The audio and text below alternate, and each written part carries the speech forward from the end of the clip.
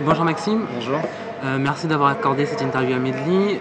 Pourquoi est-ce que tu as choisi ce thème sur l'art béninois?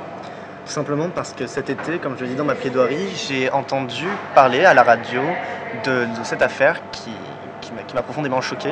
Je ne comprenais pas que la France ne puisse pas restituer des œuvres d'art qui ne lui appartiennent pas à un pays comme le Bénin, qui est en pleine construction et donc qui a besoin de ces œuvres d'art pour se forger une identité. D'accord, du coup c'est une plaidoirie personnelle du coup. D'un côté, c'est personnel, oui, c'est un ressenti qui est très personnel, mais c'est aussi au nom de tout le peuple béninois, donc ce n'est pas uniquement personnel. D'accord. Du coup il y a la finale aujourd'hui, ça a commencé quand ce projet de concours? Quand est-ce que tu as eu l'envie de te lancer dans ce concours-là? C'est cet été que j'ai découvert l'existence du concours de plaidoirie.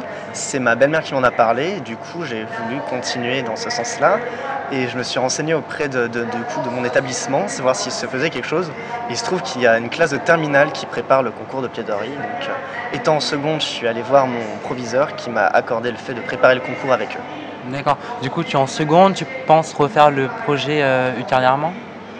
Moi, j'aimerais, oui, effectivement, j'aimerais refaire ça parce que c'est une expérience hors du commun et vraiment de le vivre, ça rajoute quelque chose en plus à ma vie.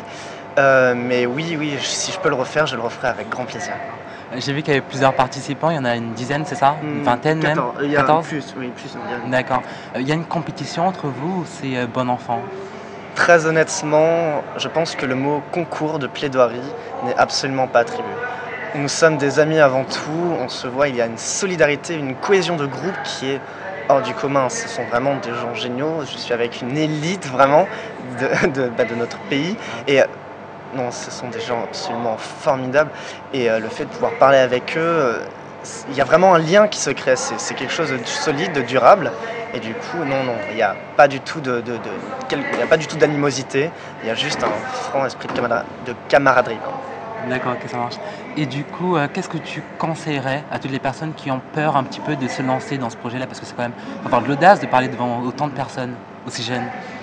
Qu'est-ce que je pourrais conseiller? Tout d'abord, c'est bien s'entourer, parce qu'il y a toujours des personnes qui sont de bons conseils autour de soi, qui vont pouvoir apporter des conseils, hein, justement, mais surtout de travailler avec passion. Voilà. Si on n'est pas animé par la passion, on ne pourra rien faire dans la vie, et ça, c'est quelque chose que nous apprend le concours de plaidoirie. La plaidoirie, il faut la vivre. Voilà. C'est quelque chose d'important. Donc, voilà, vivre avec passion. Et du coup, qui t'a aidé à préparer cette plaidoirie aujourd'hui? En l'occurrence, c'est une professeure d'histoire géo qui se trouve dans mon lycée, qui m'a aidé à préparer cette plaidoirie, même si j'ai été aidé pour la relecture, notamment par mes parents. D'accord, ok. Mais merci d'avoir accordé cette interview à Medley et puis bonne continuation. Très bien. Merci.